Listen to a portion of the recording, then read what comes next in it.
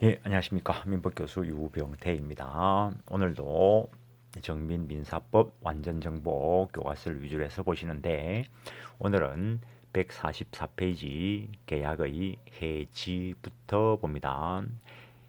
계약의 해지는 계속적 계약에서 당사 일방적 의사표시만으로 그 계약의 효력을 장래, 미래를 향해서 소멸시키는 것을 말한다라는 것입니다.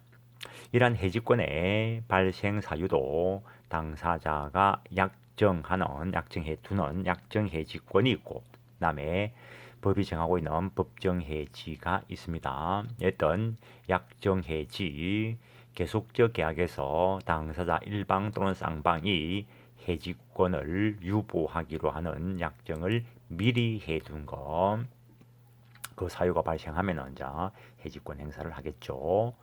그다음에 법정 해지와 관련돼서 민법은 일반적 발생 사유에 대해서는 규정을 두지 않고, 다만 계약 각칙 부분에서 각종의 계속적 계약에 관하여 개별적으로 그 해지의 발생 원인을 규정하고 있는데, 소비대차, 사용대차, 임대차, 그리고 고용, 위임, 임치, 조합 이런 쪽에 해지 규정이 있다는 겁니다. 그 해지 사유와 관련된 것도 법정되어 있습니다. 일반적 법정 해제권 사유와 한번 보면은 비교해 보면은, 민법상 일반적 법정 해제권 발생 사유는 해지권에도 적용될 수 있는가에 대해서 논의가 있다는 겁니다. 민법의 전형 계약에 관한 해지권 발생 규정에 해당하지 않는 채무 불이행이 있을 수 있다는 걸 긍정하는 견해도 있고, 민법은 해제와 해지를 구별하고 해지 사유는 개별적으로 규정하는 것이 타당하기 때문에 일반적 법정 해제와 관련되는 것을 그대로 적용할 수는 없다라고 하는 부정하는 견해가 있다라는 거, 어떤 견해 대립이 있다라는 거. 실제 실무상 뭐 소송 등이 문제가 되면은, 어떤 의뢰를 받게 되면은 그와 관련되는 명확한 법 조문이 있는가를 살피고, 법 조문은 추상적으로 규정되어 있기 때문에 뭐 일반적인 사항을 포섭할 수 있겠지만 포섭이 안 되는 영역이 나올 수도 있습니다. 그러면 뭐 법률의 부존재 이런 현상이 나타날 수도 있을 것인데, 일단 그런 것들에 대해서 해석상 학자분들께서 논의를 전개를 하는 것이고, 그 논의 전개가 된 것과 관련되어서 이미 사건화되어서 구체적인 판례가 나와 있을 수도 있습니다. 판례가 없을 수도 있죠. 예를 들어서 판례에 뭐 조약돌을 던져가지고 창문을 깼을 때, 그때 뭐 불법 행위로서 손해배상으로 처리된 판례가 있다고 봅시다. 근데 어떤 사람은 신발을 던지가 창문을 깼어. 물론 뭐 그것도 뭐 판례가 있을 수 있겠지만, 어떤 구체적인 판례는 조약돌 사건, 창문 깨진 사건이 있고, 다른 어떤 사실은 현실적인 판례가 존재하지 않는 뭐 신발을 꺼서 던져서 창문을 깼다고 봅시다. 근데 어떤 사람들은 신발 던져가지고 깨진 뭐 창문 깬 거에 대해서 딱 거기에 맞는 판례를 찾아달라. 있어야 찾아주지. 없을 수도 있다는 거죠. 없을 수도. 뭐 그렇게 근데 판례가 어떻게 없을 수가 있냐고. 세상이 발달하면 옛날에 생각하지 못했던 사건들이 발생하는데 판례는 존재하지 않을 수도 있습니다. 마찬가지로 그 사건에 딱 맞는 법 조문이 없을 수도 있습니다. 있으면은 그냥 쉽게 가는 거고, 없으면은 이제 서로 논리를 끌어오는 거죠. 그런데 뭐 설마 뭐 이 제 수업을 민법 교수님께서는 듣지 않고 않으실 거라고 보는데, 옛날에는 학자분들께서 이론을 전개하고 여러 가지 고민거리를 뭐 책에 서술해 놨습니다. 그런 것들이 이제 교과서고 학문서죠. 근데 내도 이제 뭐 시험 공부를 해본 적이 있고, 시험 공부를 하면서 뭐 교수님들은 왜 저래 쓸데없이 뭐 그런 걸 써놨을까 뭐 이런 그 뭐 어떤 뭐 푸념도 해보고 했는데, 실제로 교수님들께서 하시는 일은 그런 일이어야 됩니다. 남들이 예상하지 못했던 거 좀 뭐 이론을 전개하고 앞으로 이런 일이 일어나면 어떻게 할 것인가 그래야 되는데 요즘은 전부 책이 수험서 위주로 짜여져 가지고 교과서가 없습니다. 그래서 교과서를 쓰신 분들 책을 개정하기만 하면은 저는 민법책을 무조건 삽니다. 그것만 하더라도 그런 교과서를 서술하고 하는 것만 하더라도 높게 평가를 받아도 됩니다. 요즘은 보면은 전부 다 뭐 수험서 비슷하게 해가지고 판례 해설서를 내고 있는 실정이죠. 학자분들께서 좀 이론을 이끌어 가셔야 되는데 그렇지 못한 것이 좀 그렇다 이겁니다. 어떤 뭐 대학생분 그들이 수업을 듣고 있어가지고 이런 이야기를 간간히 합니다. 원래는 이게 그냥 교과서만 읽어주고 넘어가려고 했는데 이게 뭐 수업용으로도 쓰이기 때문에 이런 말씀을 드리는 거니까 양해를 하시고 이제 대학생으로서 공부하시는 분들은 그런 것들을 좀 생각하셔야 된다 이거죠. 그다음에 사정 변경과 해직권 저 앞에서 사정 변경과 해제권 관련돼서 말씀을 드린 적이 있는데 거기에 대해서는 논의가 있다 했습니다. 그런데 그 사정 변경의 원칙 무엇인지 앞에서 말씀드렸습니다. 계약 당사자가 계약 체결 당시에 예상하지 못했던 객관적 현저한 사정 변경이 있고 그래서 계약을 그대로 이행하게 하는 것이 오히려 신의 측에 반한다라고 여겨질 때 그 계약을 소멸시킬 수 있는가의 문제인데 원칙적으로 해제에 대해서는 약간은 부정적인 쪽이 가깝고 판례가 그 요건을 밝힌 바는 있다라고 이야기했습니다. 그런데 계속적 계약에 있어서는 사정 변경의 원칙이 적용될 수가 있는데 이와 관련된 판례는 이사 재직 중 회사의 확정 채무에 관하여 보정을 한 후 사임한 경우에는 이때는 확정된 것이기 때문에 그 이후에 사임을 하는 사정 변경이 있다 하더라도 그 보정 계약을 해지할 수 없습니다. 그런데 회사의 이사라는 지위에서 부득이 회사의 제3자에 대한 계속적 거래로 인한 채무에 관하여 연대 보증인이 된 자가 그 후 퇴사여 이사의 지위를 떠난 때에도 보증계약, 물론 이게 근보증이라고 이야기합니다. 계속적 거래 관계에서 정감 변동하는 채무에 대해서 보증한 것으로서 엄밀하게 이야기하면 근보증이라 해야 되는데 그 보증계약 성립 당시의 사정에 현저한 변경이 생긴 경우에 해당하므로 이때는 이러한 보증계약을 해지할 수 있다라는 겁니다. 그래서 확정 채무가 되었을 때 그 이후에 사정 변경이 이미 확정된 채무를 사정 변경을 이유로 한 해지는 못하고 계속적 거래 관계에 있어서 채무가 계속 증가 감소한다는 거죠. 그런 때 그것을 근보정한 경우에 퇴직을 하게 되면은 사정 변경을 이유로 해서 해지할 수 있다라는 거. 해지권 행사의 방법, 해제와 다를 바 없습니다. 뭐 해지권, 형성권이고 일방적으로 행사되는 것으로서 특정한 방식을 요하지 않는다. 원칙적으로 권리 행사에 있어서 특정한 방식을 요하지 않는 것이 원칙입니다. 나중에 소송상 문제될까 싶어서 계약서나 서면 등을 작성해 놓는 것입니다. 어떤 해지 의사표가 상대방에 도달하면 이를 처리하지 못한다. 해제에서 봤습니다. 그 다음에 해제권의 불가분성과 마찬가지로 해지권의 불가분성도 있다라는 거. 그것은 가능하면은 계약은 체결되었다면 유지되는 것이 원칙이다라고 보는 것이 로마법 2대의 법 원칙에 들어간다라는 거. 다음에 계약 해지 의사표시는 반드시 그 상대방에게 명시적으로 해야 되는 것은 아니고 묵시적으로도 할 수 있다. 일단 의사표시는 반드시 명시적인 것만 있는 것이 아니고 묵시적 의사표시도 있습니다. 경우에 따라서 침묵도 의사표시로 평가될 수 있습니다. 물론 침묵 자체가 언제나 부정으로 평가된다. 언제나 긍정으로 평가된다. 이렇게는 말 못합니다.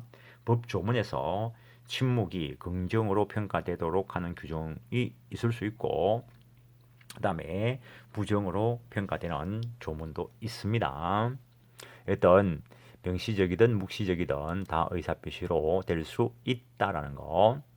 단 법정 혹은 약정 해지 사유가 발생한 경우에 당사자가 경매 신청 등 계약의 해지를 전제로 하는 행위 또는 기존 계약 관계를 유지할 의사가 없음을 파악할 수 있는 어떤 외부적인 행위가 있다면 그것은 해지의 효력을 인정해야 될 것이다 라는 거. 해지권 행사의 효과, 해지는 소급효가 없다라는 거. 해제의 경우에는 계약을 소급적으로 소멸시키지만 해지는 장래를 향해서 소멸시키는 것이다 라고 이야기했습니다. 그래서 해지의 경우에는 원상회복의 문제는 발생하지 않습니다. 그런데 청산의 문제는 남는다는 거죠. 임대차가 가장 대표적인 계속적 계약인데 비소비물을 대가를 지불하고 빌려 쓰는 걸 임대차라고 이야기합니다. 뭐 부동산 임대차의 경우에는 보증금을 선납하고 있죠. 주로. 그래서 주택을 임차한 자가 보증금을 선지급해 놨습니다. 근데 약정 해지 사유 또는 법정 해지 사유가 있어서 해지를 하게 되면 장래를 향해서 소멸합니다. 그랬을 때 목적물 반환하고 그리고 보증금 반환해야 될 것이라는 겁니다. 그때 보증금이 항상 전액 반환되어야 되는가? 그런 건 아니죠. 예컨대 임차인이 건물을 사용하면서 일부 파괴를 했다면 그 손해배상이라든가 또는 차임을 연체한 것이 있다면 그런 것들을 공제하고 반환하면 되겠죠. 그래서 그런 걸 두고 청산의 문제가 남는다 이렇게 이야기합니다. 물론 손해가 있으면 손해배상 청구할 수 있습니다. 해지권 행사는 손해배상 청구에 영향을 미치지 않는다. 물론 뭐 손해 입증을 해야 될 것이고 손해 발생시킨 자에게 귀책 사유가 있어야 될 것이고 다음에 합의 해지 이거는 또 다른 형태의 계약입니다. 당사자의 약정으로 계약으로 그 계약 관계를 장래를 향해서 소멸되게 하는 합의 해지를 할 수 있다라는 거. 그 정도 하시고 기한의 이익 기한이라는 것은 민법 총칙에서 공부하는 것입니다. 민법 총칙에서 공부하는 것인데 그 기한의 이익 포기는 상대방이 있는 단독 행위가 된다라는 것. 근데 어쨌든 둘 다 뭐 단독 행위라는 점에서는 공통된다라는 거. 근데 원칙적으로 해지는 계약 상대방에 대한 상대방 있는 단독 행위로 계약의 특유한 것으로 계약 관계를 장래를 향해서 소멸시키는 것인데 기한이익 포기는 법률행위 전체와 관련되어서 적용되는 상대방 있는 단독행위가 될 것이다라는 거. 그래서 계약의 특유한 것이 뭐 해제 이런 것들이 있는데 법률행위에는 계약만 있는 것이 아니고 단독행위도 있고 합동행위도 있습니다. 근데 기한의 이익 포기 이거는 뭐 계약에서만 적용되는 것은 아니고 단독행위에서도 적용될 수 있다. 그리고 7절에서 계약의 무효와 취소 사유라는데 이게 민법 총칙에서 공부하는 법률행위와 무효 취소를 계약과 관련되어서 서술해 놓은 것입니다. 그래서 지난 시간에도 잠깐 말씀을 드렸는데 제가 대학 수업을 하고 있는 것은 계약법이고 그 다음에 이 무효 취소 사유는 법률행위 전반과 관련되는 것으로서 민법 총칙에 규정되어 있습니다. 그래서 법 조문상으로는 민법 총칙에 편제되어 있는데 이것을 빼고 넘어갈까 하고 넘어갈까 뭐 고민을 좀 하다가 하고 갈 거다라고 이야기했습니다. 그 대학생분들 왜 하냐 이런 말 하지 마시고 계약을 전반적으로 이해하기 위해서는 법률 행위가 전체적으로 이해가 돼야 됩니다. 그래서 이제 이쪽 부분을 수업할 때는 이걸 뭐 교과서를 읽으면서 설명할 거냐 아니면 목차만 가지고 설명할 건가는 조금 생각해 보겠습니다. 양을 푹 줄여서 페이지는 상당히 많습니다.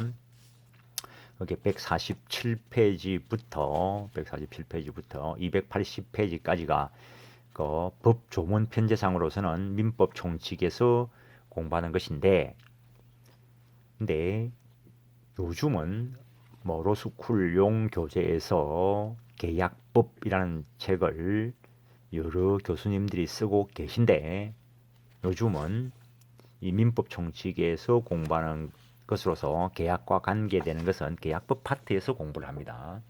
그래서 옛날처럼 천편일률적으로 법 조문만 가지고 편제를 하는 것이 아니고 논리 적합하게 그다음에 실제 거래계에서 일어나는 것을 해결하기 위한 것에 적합하게 교재가 편제되고 있습니다. 실제로는 그게 맞습니다. 그래서 법률행위의 목적부터 들어가는데 이게 결국에는 계약과 관련되는 것이니까 그 일단은 설명을 할 건데 상세하게 하게 하고 갈 건가 아니면은 목차 위주로 해서 간단하게 하고 갈 건가는 조금 고민을 하고 그 대학생들은 저하고 카톡으로 연결돼 있으니까 뭐 개인적인 견해가 있으면 카톡으로 올려주면 고맙겠습니다. 그냥 빼고 갑시다. 이래 해도 되고 간단하게도 하고 넘어갑시다. 뭐 상세하게 갑시다. 그런 것들 카톡으로 연락을 주면 고맙겠습니다. 그래서 앞에서 잠깐 말씀드렸다시피 여기까지 도예를 가지고 살펴볼 텐데 카메라를 살짝 돌려보겠습니다.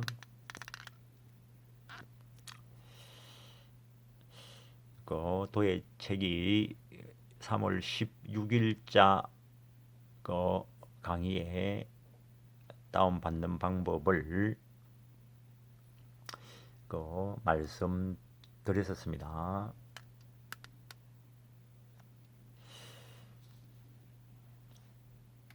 그래서 해지를 간단하게 볼 것인데 실제로는 여기 도예에 있는 이것들이 내용 답니다. 이거는 간단하게 써놓은 거고 교과서는 국어적으로 늘어 써놓은 거고 판례를 소개하고 있는데 판례가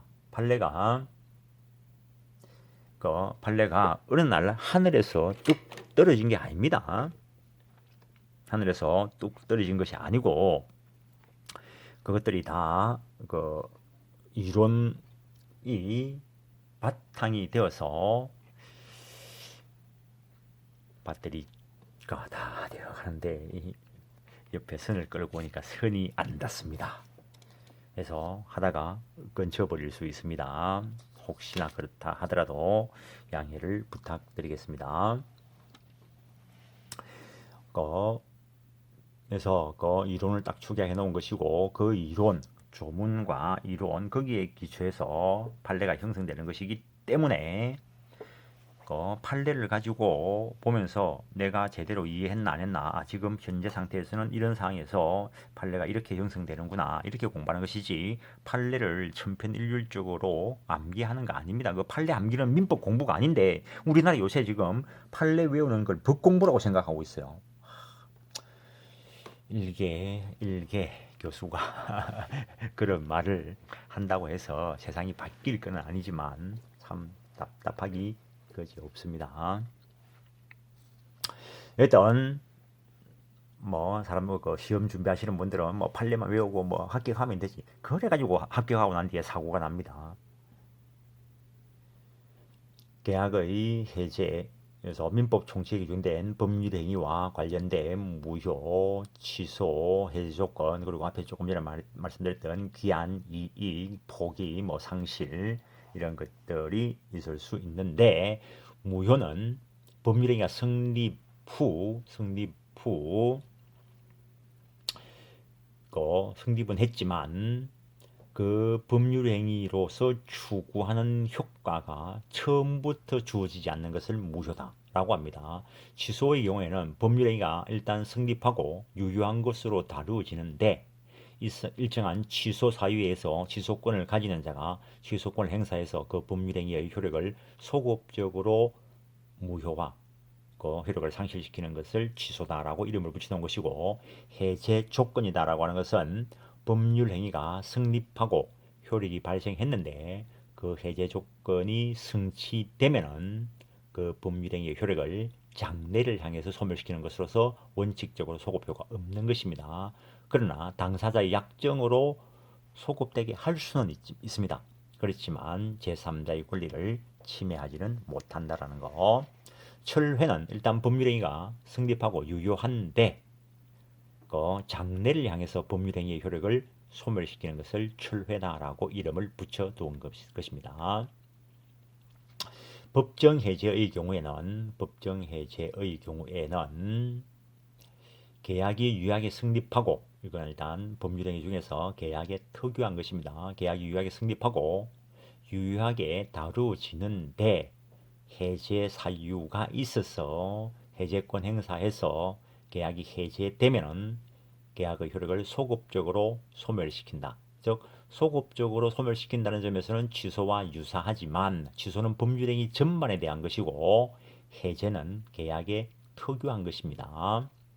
그래서 해제된 경우에 이미 이행된 것이 있으면 부당이득 반환 청구, 원상회복 청구하고, 물론 원상회복의 성질이 부당이득입니다. 근데 취소의 경우에는 부당이득의 법리가 그대로 적용되고 해제권 행사는 손해배상 청구에 영향을 미치지 않는다. 그래서 손해 있으면 손해배상 청구할 수 있습니다. 근데 취소와 관련돼서 일단 손해배상 규정은 일단 없습니다. 근데 사기 강박과 관련돼서 불법행위 요건이 충족되면은 불법행위로 인한 손해배상 청구권이 나타날 수는 있습니다. 근데 해제와 관련되어서 나타나는 손해배상은 채무 불이행과 관련되는 손해배상이고 제3자 보호 규정이 있습니다. 근데 취소의 경우에도 제3자가 보호되는 경우가 있습니다. 근데 해지의 경우에는 계약이 유효하게 성립하고 유효하게 다루어지는 것에 대해서 일정한 해지 사유에 의해서 해지가 되면 계약 관계를 장래를 향해서 소멸시키는 것으로서 원상회복의 문제는 없습니다. 청산의 문제는 나타날 수 있고 역시 손해 있으면 손해배상 청구할 수 있다라는 거. 해제계약, 합의해제는 당사자의 약정으로 계약관계를 소급적으로 소멸되게 하는 계약이라는 거. 그래서 그 계약에 따라서 처리하는 것이기 때문에 원칙적으로는 손해배상의 문제는 없다라는 거. 물론 약정으로 손해배상 하도록 할 수도 있습니다. 그건 약정의 문제이고. 일단 법정 해제와 관련해서 일반적인 법정 해제 사유로서 채권법, 각칙, 계약, 총칙 쪽에 있는 것으로서 채무 불이행과 관련돼서 채무자에게 귀책 사유가 있는데 이행 불능, 원칙적으로 계약이 체결되고 효력이 발생되었는데 이행할 수 없는 상태가 되었고 거기에 채무자의 귀책이 있을 경우에는 이행할 수 없는 상태니까 이행하라고 최고할 필요 없이 해지할 수 있고 손해 있으면 손해배상 청구할 수 있다는 것. 그 다음에 채무자의 귀책으로 이행 지체가 있을 때 정기행위인 경우에는 딱 정해진 시점에 행해져야 되기 때문에 결혼 예복을 결혼식 하는 당일날 10시까지 가져오기로 했는데 10시에 안 가져오면은 10시 30분에 결혼식 진행을 하는데 그때까지 안 가져오면은 결혼식을 취소할 거 아니죠. 입고 있는 추링 바지라도 입고 결혼식을 해야지. 그래서 그 뒤에 결혼식 끝나고 난 뒤에 가져오면 뭐 하겠어요. 그래서 정기행위인 경우에는 그때까지 이행하지 않으면 최고 없이 바로 해지할 수 있고 손해 있으면 손해배상 청구할 수 있다라는 거. 비정기행위인 경우에 딱 정해진 시점에 이행하지 않아도 무방한 거 그런 경우에는 이행하라고 최고하고 그럼에도 불구하고 이행하지 않을 때 해지할 수 있고 역시 손해 있으면 손해배상 청구할 수 있다는 것. 채무자의 명시적 거절이 이미 있다면은 다시 또 이행하라고 최고한다면 싸움밖에 더 하겠어요. 그래서 그때는 이행하라고 최고할 필요 없이 해지할 수 있다. 불완전 이행의 경우에 완전 이행이 불가능하다면 최고 없이 해지하고 손해배상 청구할 수 있을 것이고 완전 이행이 가능하다면 바꾸어달라 완전 물급 부청권 행사하고 그럼에도 불구하고 이행하지 않으면 해지하고 손해 있으면 손해배상 청구할 수 있다. 곰곰이 한번 생각해보면 당연한 이야기입니다. 당연한 이야기. 채권자의 수령 지체의 경우에 여기에 대해서 채권자의 수령 지체 이것을 채무 불이행 책임을 볼 것인가 아니면 또 다른 법정 책임으로 볼 것인가에 대해서 논의가 있다 했는데 어쨌든 채무 불이행 책임으로 본다면은 수령을 최고하고 그럼에도 불구하고 수령하지 않는다면은 해지할 수 있다라는 거. 부수적 채무 불이행을 이유로 해서는 원칙적으로 해제 못한다라는 거. 손해 있으면 손해배상 청구할 수 있다라는 거. 그 교과서 보면서 약간씩의 예를 들어서 이야기를 했습니다.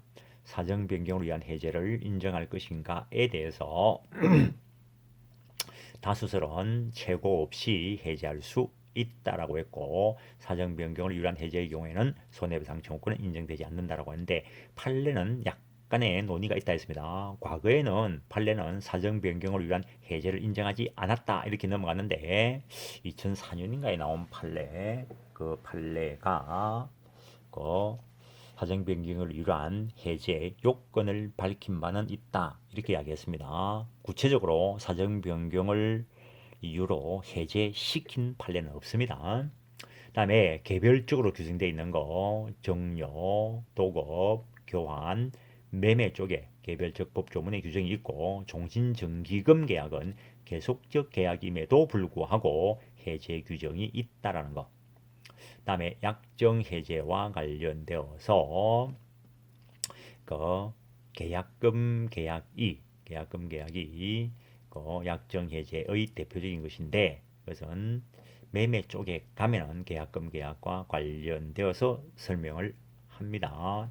여기서 법률 용어가 합의 해제라고 쓴 거하고 약정 해제라고 쓴 거하고는 다른 말이라는 거.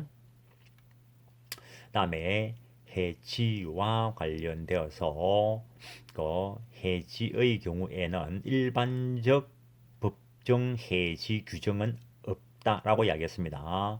사정 변경을 위한 해지를 인정할 것인가에 대해서 그 학자분들은 대부분 인정을 하고, 계속적 보증 계약과 관련되어서 판례가 인정한 바가 있다라는 거. 그다음에 해지는 개별 조항 각 측에서 해지와 관련된 규정들을 두고 있다는 거. 고용, 위임, 임치, 대차계약, 그리고 조합. 이런 거 외우는 거 아닙니다. 일시적 계약인가 계속적 계약인가는 공부를 해서 구별할 줄 알아야 되고, 개별적 계약이라면 해제 규정이 있어야 되는 거고, 계속적 계약이라면 해지 규정이 있어야 되는데, 특히 종신정기금 계약은 계속적 계약이지만 해제 규정이 있다라는 거. 계속적 계약에 한거 일종의 보험 계약 이런 거 생각해 보시면 됩니다. 거기에 그 해제 사유가 있어서 해제시키면 소급해가지고 없애야 이미 지급해 놓은 것을 받을 수 있습니다. 물론 보험과 관련해서는 별도의 특별법인 보험법이 적용됩니다.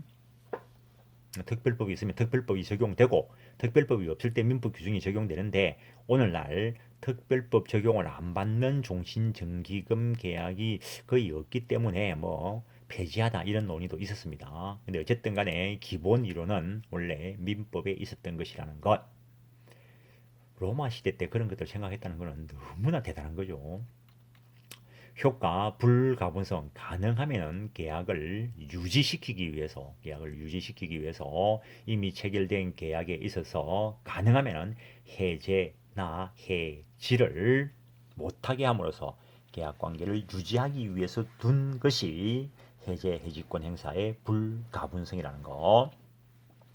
계약 당사자가 수인 대 수인의 관계에 있어서 해제 해지를 시키려면 전원에 대해서 다 행사를 해야 될 것이고, 수인 대 수인의 계약 관계에 있어서 해제 해지권을 가지는 자들 중에 한 명이라도 그 해제 해지권이 소멸되어 버리면 다른 사람에 대해서도 해제 해지권을 소멸시켜 버림으로써 계약 관계를 유지하고자 한다는 거.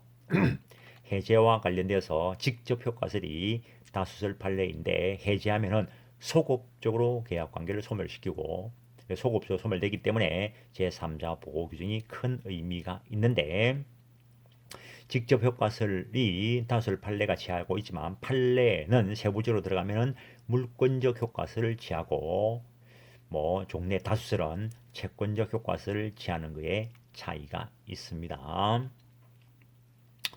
1월 달에 계약을 체결하고 6월 달 중도금 지급하기로 하고 8월 달 잔금 지급하면서